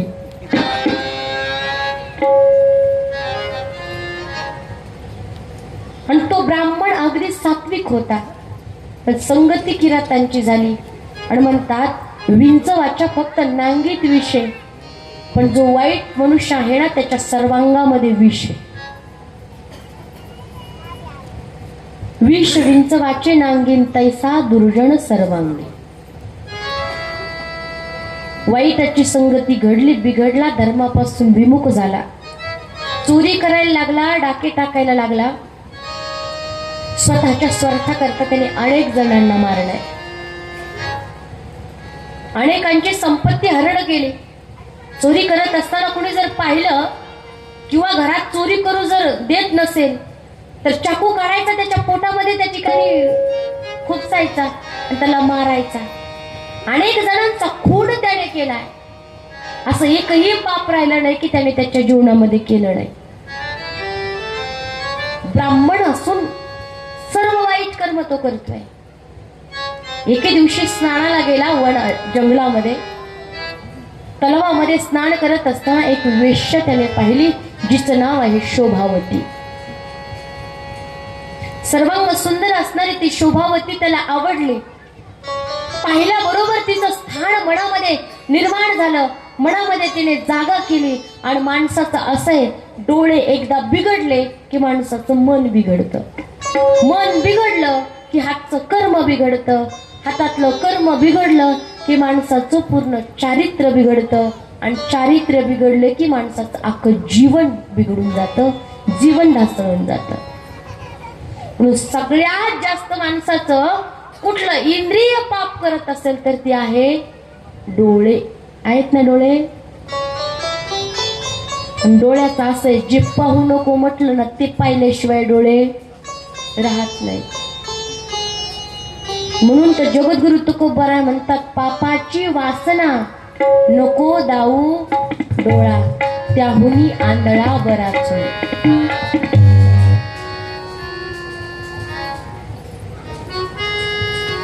म्हणून माणसाने काय पाहावं काय पाहू नये याला सुद्धा किंमत आहे. काय ऐकावं काय ऐकू नये, काय बोलावं काय बोलू नये. कथा कथा कथा कथा म्हणजे नुसती कथा ऐकल्याने आपल्याला पुण्य प्राप्त होतं असं काही नाही. ती कथा आपल्या जीवनात उतरली पाहिजे, जी कथा आपल्या आचरणात आली पाहिजे, आणि ज्या कथेने आपलं जीवन सर्वांग सुंदर झालं पाहिजे, तर ती खरी कथा. आणि ती खरी कथा आपण श्रवण केली म्हणून समजायची. पण काहीच नाही, आपल्यात बदल होतोय. किती दिवस? 7 दिवस झाला तर झाला. 8व्या दिवशी काल्याच्या कीर्तनापर्यंत, 9व्या दिवशी आपण आपल्या कामाला सुरुवात. 9व्या दिवशी शेतात जायचं, बाण खुरपायला बसायचं, लगेच बाण टोकरायला लागायचं. आतापर्यंतचे महाराज आले सांगू सांगू, फेटे बांधू बांधू. लोक म्हणले त्यांचं काय, बांधतात फेटे मारतात चाटे. त्यांचं सांगायचं काम आहे ना आपलं ऐकायचं काम आहे. असे किती वर्ष कथा ऐकली आणि किती वर्ष सप्ताह केले तरी त्याचा काही उपयोग होणार. वागण्यात बदल, बोलण्यात बदल, स्वभावात बदल. आणि त्यावेळेस खरं समजायचं की आपण काय करायला लागलो, थोडं थोडं थोडं थोडं परमार्थात आता प्रवेश करायला लागलो. सांगून सांगूनही आपल्या जीवनात बदल व्हायला पाहिजे असं मला वाटतं, आणि ऐकून ऐकून तुमच्या जीवनात बदल व्हायला पाहिजे असं तुम्हाला वाटलं पाहिजे. आणि ते बी योग्य काळ वेळातच वाटलं पाहिजे, नाही तर म्हातारपणात वाटून काही उपयोग. पण कथा कीर्तनाला गेल्याच्या नंतर महाराज लोकांच्या नशिबाला समोर कोण असतात? इथले नाही बरं का सांगत मी, कोण असतं समोर? बिचारे म्हातारे. आता त्यांच्यात बदल होऊन काय उपयोग आहे का? नाहीतरी त्यांच्यात नाही, त्यांच्या डोक्यात बदल झालेलाच असतो म्हातारपणामुळे. साठी आले की काठी कुठे ठेवली त्यांना आठवत नाही. स्वतःचा चष्मा स्वतःच्या डोक्यावर ठेवलेला असतो, सारं घर डोक्यावर घेतो. बाळाची माय सांग चष्मा कुठे? आता म्हातारे झाले तरी त्यांच्या मधला आकडपणा काही जात. आणि जास्त रुबाब, माणूस किती गरीब असू द्या, किती गरीब असू द्या, कधी कुणाला बोलणार नसू द्या, पण सगळ्यात जास्त रुबाब जर कोणावर दाखवत असेल तर कोणावर दाखवतो? बायकोवर. बायको समोर अशी शायनिंग मारतात, विचारूच नका. इथल्यांचं नाही सांगत बरं का, तुम्ही नका राग मांडू. तुमच्या काठ्या जवळच्या, तुम्हाला काही सापडायची जास्त काही गरज नाही, जवळच घेऊन बसलेत बिचारे. आणि त्या शोभावतीने मनामध्ये काय केला? शोभावतीने वास केला त्या देवराज ब्राह्मणाच्या मनामध्ये. तिच्याकडे गेला, म्हटला मला तू फार आवडलेली आहेस, माझ्यासोबत राहशील का? वेश्येने विचार केला, ब्राह्मण आहे, दिसायला सुंदर आहे, आणि भरपूर असा पैसा याच्याकडे धन आहे, आणि अजूनही रोज चोऱ्या करतोय, रोज धनसंपदा कमवून आणतोय. आणि वेश्येचं प्रेम कधी कोण्या पुरुषावर नसतं, सगळ्यात जास्त प्रेम तिचं पैशावर, धनावर असतं. त्याच्या समवेत ती राहायला लागली आणि त्याच्या घरी आली. वर्णन आहे शिव महापुराणामध्ये, दंपत्य म्हणजे नवरा बायको सारखे ते दोघ जण राहायला लागले. आसने शयने पाणे भोजने क्रीडने तथा दंपत्तीव सदा दौतो प्रवृत्ता ते परस्परम. आसने शयने भोजने पाणे सोबतच राहायला लागले. दंपत्तीव पती पत्नी सारखे त्या ठिकाणी दोघं सोबतच राहतात. तिच्या शिवाय तो राहू शकत नाहीये. बोलत नाही, आपल्या आई वडिलांशी नीट बोलत नाहीये. समजावून सांगू लागले आई वडील, बायको समजावून सांगू लागली, तर त्यांचंही ऐकत नाहीये. मदिरापान करू लागलाय, मांसाहार करू लागलाय. आणि एके दिवशी ती वेश्या म्हणली, का हो तुमचं प्रेम माझ्यावर किती आहे? तो म्हणला, हे का विचारायची गोष्ट झाली का? अगं तुझ्यासाठी मी माझ्या आई वडिलांना सोडलंय, बायको पोरांना सोडून दिलंय. नाही पण किती प्रेम करता, माझ्यासाठी तुम्ही या सगळ्यांना मारू शकता का? तो म्हणला, हा हो, तुझ्यासाठी काहीही करू शकतो. आणि त्या रात्री त्याने आपल्या आई वडिलांचा खून केला, बायको पोरांना सुद्धा मारून टाकलंय. आणि त्या वेश्येला म्हणला, बघ तुझ्या प्रेमाचा पुरावा, तू जे जे म्हणशील ते मी करायला तयार आहे, पण तू कृपा करून तू मात्र मला कधी सोडून जाऊ नकोस. तिने विचार केला, म्हणली आज बायको पोरांसाठी, माझ्यासाठी बायको पोरांना स्वतःच्या जन्मदात्या आई वडिलांना मारलंय. हा, माझ्यापेक्षा सुंदर एखादी स्त्री जर भेटली आणि ती जर म्हणली तू तिला मार, तर शोभावतीने विचार केला, हा मला सुद्धा मारू शकतो, याचा काय भरोसा आहे? कशाला राहायचं याच्यासोबत? तिने याचा त्याग केला आणि तो चोरी करायला निघून गेला असताना ही घरातून निघून गेली. घरामध्ये चोरी करून आला, घरामध्ये ती दिसेना, इतकं दुःख झालं, गडबडा लोळायला लागला, शोभावती शोभावती शोभावती, कुठं मला सोडून गेलीस, कुठं मला सोडून गेलीस, असं त्या ठिकाणी गडबडा लोळायला लागला, आरडायला लागला, ओरडायला लागला. अत्यंत दुःख त्याला झालं. आणि दुःख झाल्याच्या नंतर आता शरीर आहे, आणि कितीही या शरीराला जपलं, कितीही या शरीराची काळजी घेतली, तरी सुद्धा हे शरीर म्हातारं होणार. आपण काल जसे दिसत होतो तसे आज दिसत नाही, आणि आज जसे दिसणार आहोत तसे उद्या दिसणार. का झालं असं? आजही त्या ठिकाणी तिचं 80 वर्ष वय झालं, पण ती 21 वर्षाच्या तरुणीसारखी दिसते. असं होतंय का? दिवसेंदिवस शरीर वृद्धत्वाकडे जातं. आणि या व्यक्तीचंही, या देवराजाचं झालं तसं. आता चोरी करता येणार तेवढी ताकद शरीरामध्ये राहिलं नाही. अत्यंत दुःख झालं. त्या वेश्येने धन तर घेऊन गेली होती, काय करावं, इकडे तिकडे फिरू लागला. आणि फिरता फिरता कदाचित दैव योगेन प्रतिष्ठानमुपागतः शिवालयं ददर्शावशो तत्र साधू जनाव्रतम. एके शिव मंदिरामध्ये बसला, आणि शिव मंदिरामध्ये बसल्याच्या नंतर अगदी अंग तापाने पणपण पणपण करत होतं. असं भिंतीला पाठ लावली, पाठ लावून बसल्याच्या नंतर तिथे ब्राह्मण शिव महापुराणाची कथा सांगत होते. शिव महापुराण कथा सांगत असताना त्याला त्या ठिकाणी शिव महापुराण कथा ऐकताना त्याच्या कानावर पडत होती. तेवढ्यामध्ये यमदूत त्याला न्यायला आले. यमदूत न्यायला आल्याच्या नंतर इकडे यमदूत त्याला ओढताय, इकडे भगवान शिवाचे दूत गण त्याला न्यायला आले, इकडे ओढताय. यांच्यामध्ये भांडण सुरू झालं. हे म्हणतात आमचं गिराईक आहे, ते म्हणतात आमचं गिराईक आहे. यमदूत म्हणले हा पापी आहे, ब्राह्मण असून याने नीच दर्जाचं सगळे कामं केलेत. पण भगवान शिवाचे दूत म्हणले याने मरता मरता का होईना शिव महापुराण कथा ऐकली. आणि जो कोणी शिव महापुराण कथा ऐकतो, ऐकल्याबरोबर अनेक जन्माचे पाप त्याचे आहेत ते निघून जातात, त्याचे पाप जळून भस्मसात होतात. म्हणून त्या ठिकाणी म्हटले हे आमचं गिराईक आहे. पटकन ओढून घेतलं भगवान शिवाच्या गणांनी आणि सुंदर आदरपूर्वक प्रेमपूर्वक त्याला कैलासामध्ये नेलेलं आहे. पहा, आणि कैलासामध्ये सुंदर असं स्वागत त्याचं केलेलं आहे. फुलांचा वर्षाव केलाय, दिव्य देह त्याला प्राप्त झाला. आणि सुंदर असा खळखळ खळखळ झरणे वाहतात, पक्ष्यांची चिवचिवाट आहे.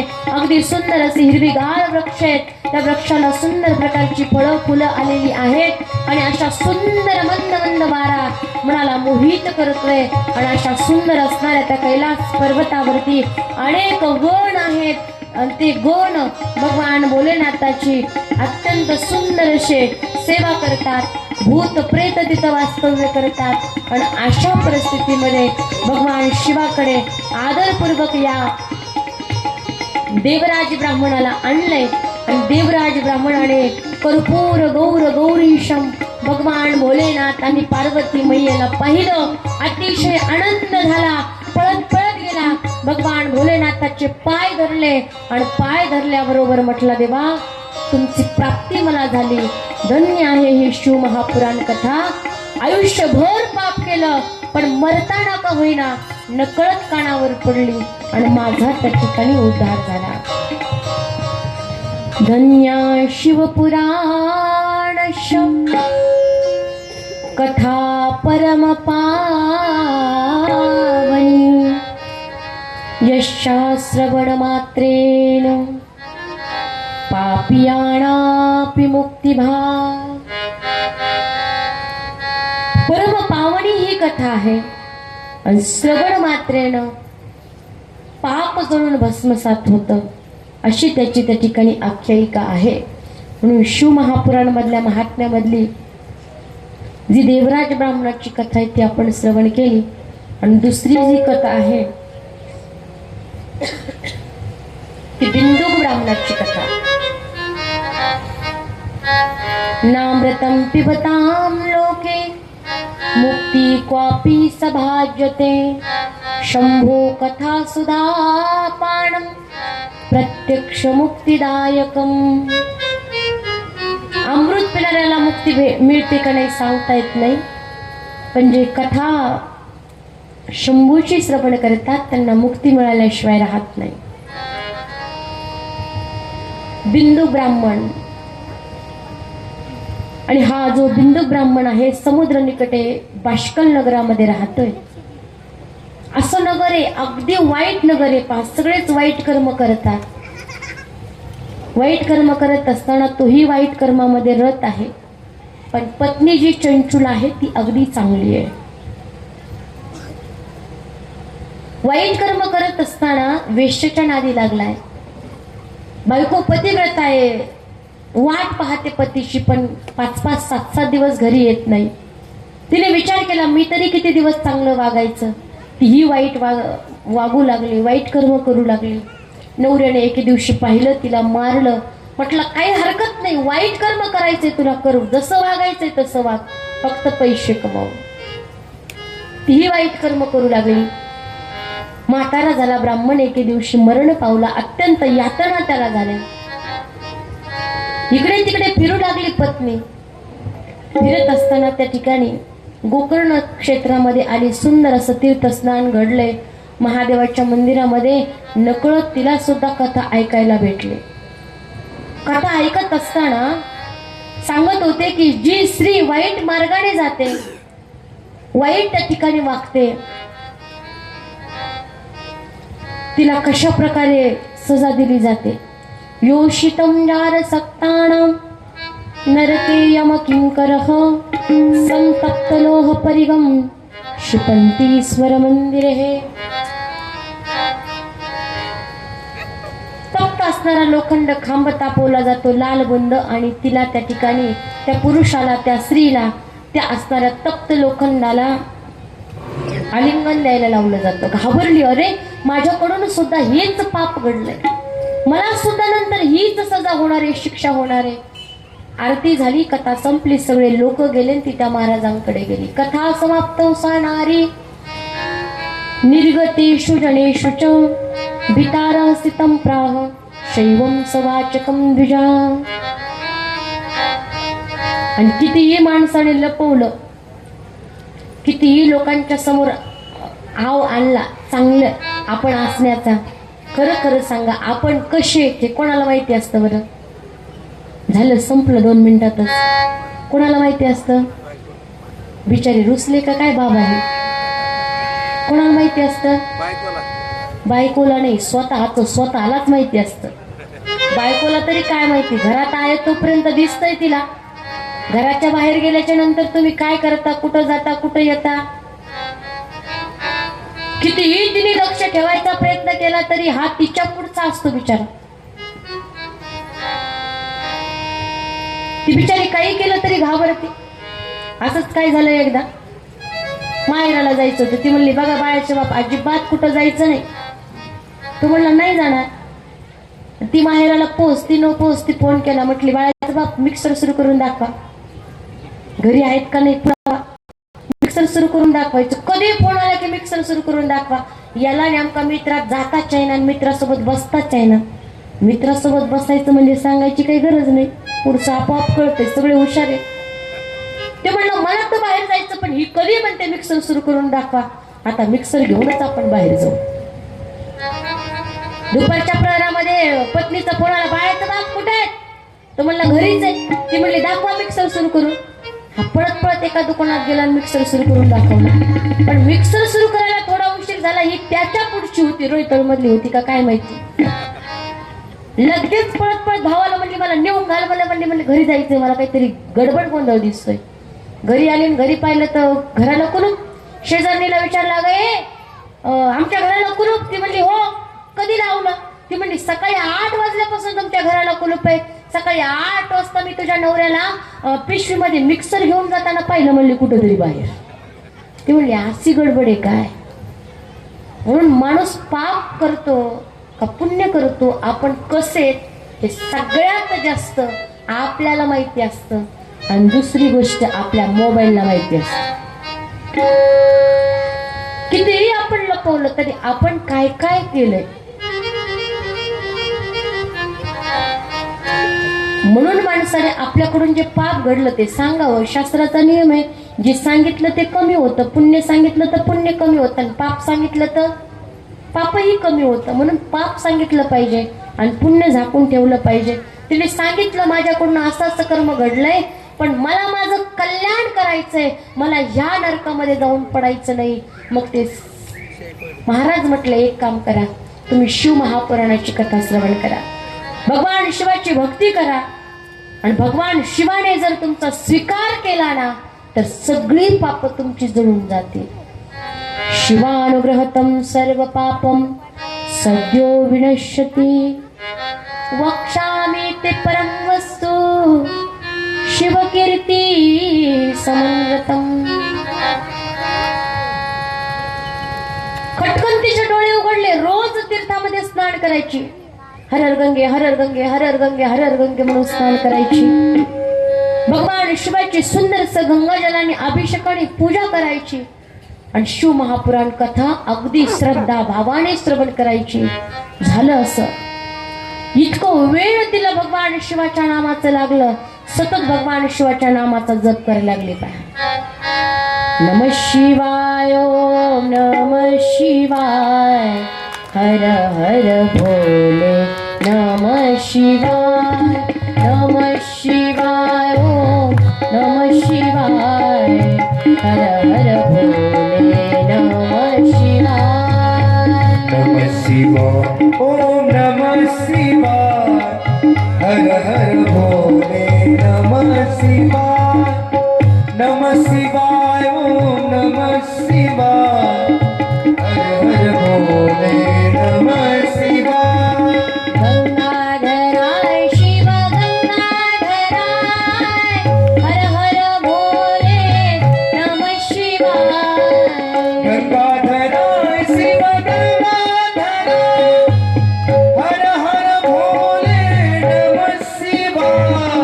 गंगाधराय शिव गंगाधराय हर हर भोले नमः शिवाय.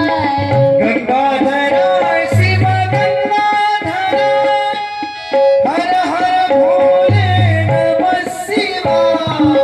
नमः शिवाय ओम नमः शिवाय हर हर भोले नमः शिवाय. नमः शिवाय ओम नमः शिवाय हर हर भोले नमः शिवाय. हर हर भोले नमः शिवाय. हर हर भोले नमः शिवाय. शिवनाम जपासक्ता वाग्याता मित भोजना. गुरुपदिष्टि मार्गेण सा शिवं समतोषयत. जसं जसं ब्राह्मणाने सांगितलं त्यांना गुरु मानलं आणि त्याच त्या ठिकाणी पद्धतीने जीवन जगू लागली. वल्कल धारण केली, त्रिपुंडी भस्म लावला, गळ्यामध्ये रुद्राक्षाची माळ, मुखामध्ये भगवान भोलेनाथाचं नाम, आणि सतत त्या ठिकाणी भगवंताची भक्ती केली. भगवान शिवाचे दूत आले, तिला घेऊन गेले. भगवान शिवाच्या भक्तीचा महिमा, शिव महापुराणाची कथा श्रवण ऐकल्याचा महिमा शिवलोकाची प्राप्ती झाली, शिव सायोज्यता मुक्ती तिला प्राप्त झाली आणि भगवान भोलेनाथाची प्राप्ती झाली. सुंदर अशी स्तुती भगवान भोलेनाथाची केली. कर्पूर गौर गौरीशं सर्वलंकारधारिणं शीतभस्मन सद्देहं शीतवस्त्रं मोहोज्वलं. कर्पूर गौर असणारे भगवान भोलेनाथ सुंदर असे अलंकार गळ्यामध्ये घातलेले आहेत. आणि पुन्हा शेजारी असणाऱ्या पार्वती मैयाची सुद्धा स्तुती केली. पहा, गिरिजे स्कंद माते स्वं सेविता सर्वदा रे सर्व सौख्यप्रदं शंभो प्रिये ब्रह्मस्वरूपिणे. गिरिजा, हे स्कंद माते, तुला सर्वजण त्या ठिकाणी तुझी स्तुती करतात, सदा तुझी सेवा करतात. सर्व सुख देणारी तू आहेस, शंभूची प्रिया तू आहेस आणि ब्रह्मस्वरूपिणी आहेस. अत्यंत आनंद पार्वती मातेला झाला आणि पार्वती मातेने तिला आपली सखी मानली. पहा, पार्वती मैयाची सखी ती झाली आणि एवढी सेवा करत होती, एवढी सेवा करत होती की तिच्या एवढी सेवा कुणीच करत नव्हतं तिथं कैलासामध्ये. सगळे झोपले तरी ती उशिरा झोपायची, उशिरा झोपून लवकर उठायची आणि भगवान शिवाच्या आणि पार्वती मैयाच्या सेवेमध्ये असायची. इतकी खुश झाली पार्वती मैया, म्हणे तुला काय पाहिजे माग. तू कधी कधी थोडस टेन्शन मध्ये येतेस म्हणे, कसली चिंता तू करतेस. कारण माणसाचा चेहरा हा कॅमेरा आहे, सगळं कळतं. कोणाकोणाला चहाची तलब झाली, कोणाकोणाला वाटते आरती कधी होते, कोणाकोणाला वाटते ह्या बाईला कथा मिळाली का नाही, 5 वाजलेले सुद्धा कळाना. चेहरे अंतरीचे भाव प्रगट करतात. ती म्हणली, हो मला चिंता कशाची. म्हटले काही टेन्शन नाही, पण मला माझी चिंता कोणाची आहे, माझ्या नवऱ्याची चिंता आहे. आणि बाया कुठं बी जाऊ द्या तरी कुणाची चिंता असते, नवऱ्याची. माहेराला जायचं म्हणलं तरी म्हणतात नाही बे, बाळाच्या बाप उपाशी राहील. आणि बाळाच्या बापाला वाटतं की 8 दिवस माहेरात जावं म्हणजे मला हॉटेलमध्ये खायला भेटेल. पण हिला वाटतं बाळाच्या बापाचं कसं होईल, बाळाच्या बापाचं कसं होईल. म्हणजे जिवंत असताना तर चिंता चिंता, पण आता ही मेली चंचूला तरी सुद्धा कोणाची चिंता, नवऱ्याची चिंता. आणि माझे पती एवढं पाप केलं कुठं गेले असते. विंध्याचल पर्वतावरती पिशाच्च होऊन पडलेले आहेत. अत्यंत दुःख झालं तिला पिशाच्च झालं म्हटल्यावर, कारण अत्यंत वेदना त्या पिशाच्चला असतात. कसा उद्धार होईल माझ्या पतीचा. म्हणे शिव महापुराण कथा जर सांगितली तर म्हणे कोण करेल.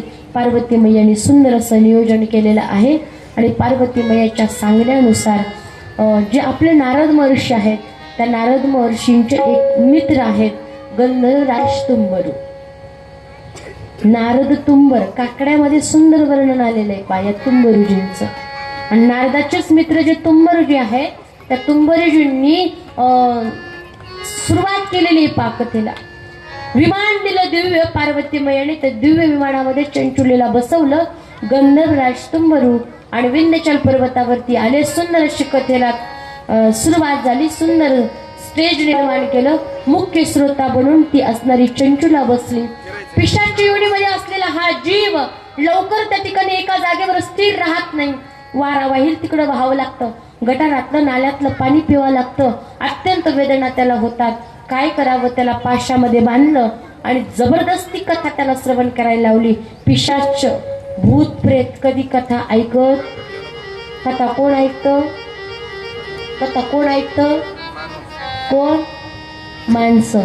म्हणून तुम्ही जे कथेला आलात ते सगळे कोण, आणि घरी जे आहेत ते मी नाही म्हणले बरं का, तुम्ही म्हणला. तो उद्या नाव सांगायचं माझं. या जगामध्ये धन्य तोच आहे. धन्य जगी तोची एक हरिरंगिणाचे आणि राम कृष्ण वासुदेव सदा स्मरे. पण आपण धन्यता कशात मानतो. एक म्हणती बाई मी धन्य झाले. म्हणलं काय झालं. म्हणली पोराचं लग्न झालं. म्हणलं काय झालं. म्हणली काही नाही, आता कसली चिंता राहिली नाही, संसार करून धन्य झाले. आणि संसार करून जर धन्य झाले असते तर सगळ्या संतांनी सांगितलं असतं संसारच करा. पण संत म्हणतात असोनी संसारी जिवे वेगू करी. संसारात राहा पण जिभेला काय द्या, वेग द्या. एक जण म्हणली इतका वेग दिलाय, म्हटलं किती, म्हणली 100च्या पुढं. म्हणलं कशाला, ती म्हणली लोकांची निंदा करायला. कशासाठी वेग द्या, भगवंताचं नामस्मरण करण्यासाठी वेग द्या. गंधर्वराज तुंबरूने कथा सांगितली, 7 दिवसाची कथा जबरदस्ती ऐकली, बांधून पाशात बांधून. आणि 7 दिवसाची कथा झाली, दिव्य देह प्राप्त झाला. सुंदर अशी कुंडले कानात आहेत, पितांबर धारण केलेले, कपाळाला त्रिपुंडी भस्मे, गळ्यामध्ये रुद्राक्षाची माळा आणि मुखामध्ये भगवान भोलेनाथाचं नाम. दिव्य देह त्या ठिकाणी त्या पिशाचाला, प्रेताला निर्माण झाला. आणि झाल्याच्या नंतर सुंदर विमानात बसून कैलासामध्ये आणलं. भगवान भोलेनाथाचं दर्शन घेतलं आणि त्या बिंदुगाला अतिशय आनंद झाला. कैलासामध्ये दोघे पती पत्नी वास करू लागले. बिंदू हा भगवान भोलेनाथाचा सखा झाला आणि चंचुला पार्वती मैयाची सखी झाली. आणि सतत भगवान भोलेनाथाच्या असणाऱ्या नामस्मरणामध्ये, भक्तीमध्ये स्वतःचं जीवन त्या ठिकाणी घालवलं आणि जीवनाला कृतार्थ प्राप्त झालं. 6 अध्यायामध्ये हे महात्म्य आलेलं आहे. दरवर्षी आपण बिंदू आणि चंचुलीची अगदी सविस्तर कथा श्रवण केली. यावर्षी अगदी शॉर्टकट त्या ठिकाणी पाहिलेली आहे.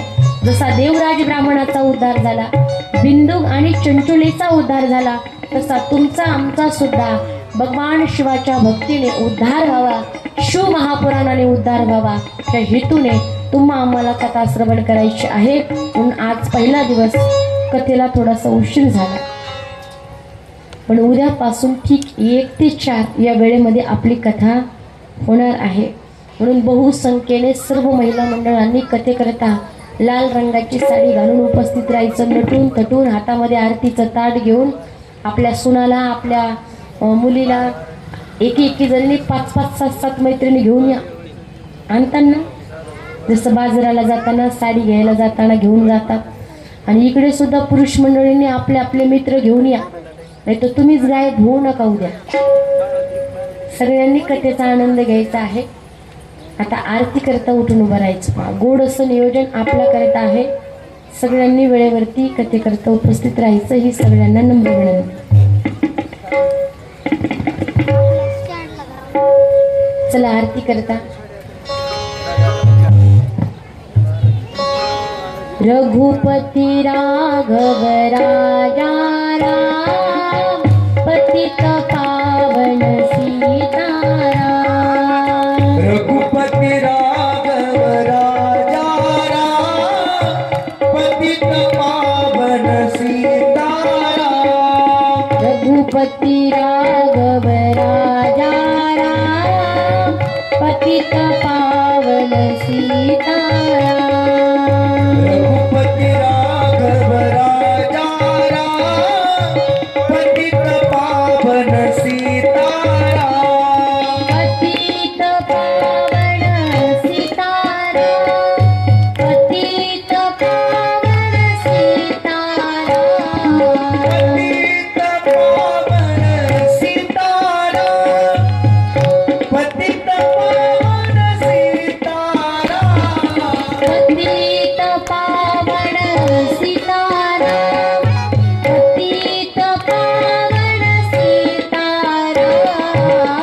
पतित पावन सीताराम, पतित पावन सीताराम. रघुपति राघव राजा राम, पतित पावन सीताराम. रघुपति राघव राजा राम, पतित पावन सीताराम. रघुपति राघव राजा राम, पतित पावन सीताराम. सीताराम सीताराम सीताराम. चला आरती करता.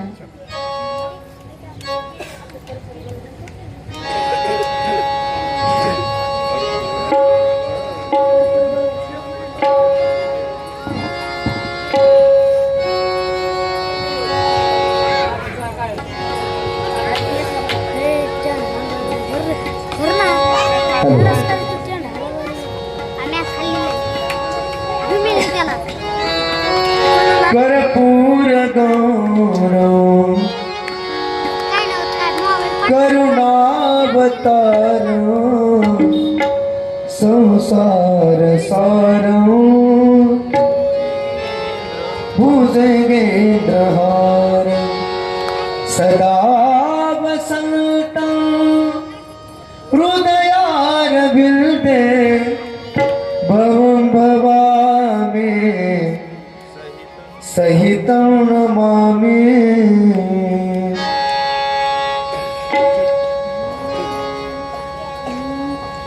सुखकर्ता दुःखहर्ता वार्ता विघ्नाची पूर्वी पूर्वी प्रेम कृपा झाला सर्वांगी सुंदर वंशी जुळाची कंठी जळते मानवता सुखी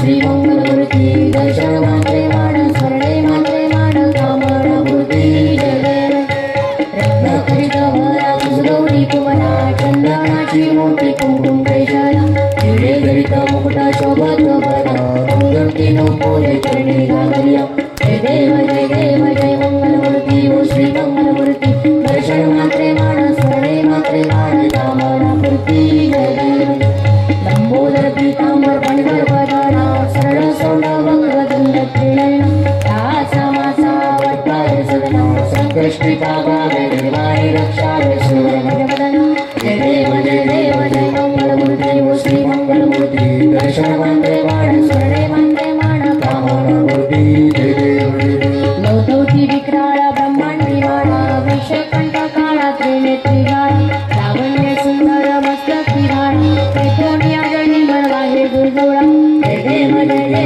श्री शंकरा ओ स्वामी शंकरा आरती ओ वाळू आरती ओ वाळू कर्पूर गौरा जय कर्पूर गौरा भोळा नयनी विशाळा अर्धांगी पार्वती सुमनांचा माळा दुधीचे उधळण शीतकंठ नीरा ऐसा शंकर शोभे उमा वेल्हाळा जय देव श्री शंकरा ओ स्वामी शंकरा आरती ओ वाळू आरती ओ वाळू कर्पूर गौरा देवी दैत्य सागर मंथन कैले रामाची औषध हलवली तेव्हा सर्पाने भाषण केले नीलकंठ नाव प्रसिद्ध झाले जय देव जय श्री शंकरा ओ स्वामी शंकरा आरती ओ वाळू आरती ओ वाळू कर्पूर गौरा जय देव जागरांबर परिवर्तन सुंदर मननारे पंचानन मोहन मंडळ सुंगारे शतकोटीचे वीर वाचे उंचाई लोकोटी वकरामदासा अंजली जय देव श्री शंकरा ओ स्वामी शंकरा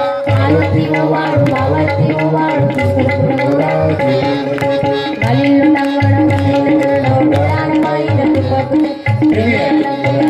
पूजन भावे वाणी रमणेन त्वमेव माता पिता त्वमेव बंधु सखा त्वमेव विद्याधरं त्वमेव सर्वं मदेव माई भाषा नामा पिता नामा प्रभुसम करो यज्ञ सकलं परस्मै नारायणाय समर्पण अचोतेशं नामनाथनं कृष्णावतारं वासुदेवं श्रीधरं माधवं जानकी नायकं हरे राम राम राम हरे हरे हरे कृष्ण कृष्ण कृष्ण हरे हरे हरे राम राम हरे हरे हरे कृष्ण कृष्ण कृष्ण हरे हरे कुंडली कवलर विठ्ठल श्री ज्ञानदेव तुकाराम पंढरीनाथ भगवान मौली ज्ञानेश्वर महाराज जगद्गुरु तुकाराम महाराज गोपाल कृष्ण भगवान राधे राणी सरकार की उमापति भगवान महादेव की श्री शिव महापुराण की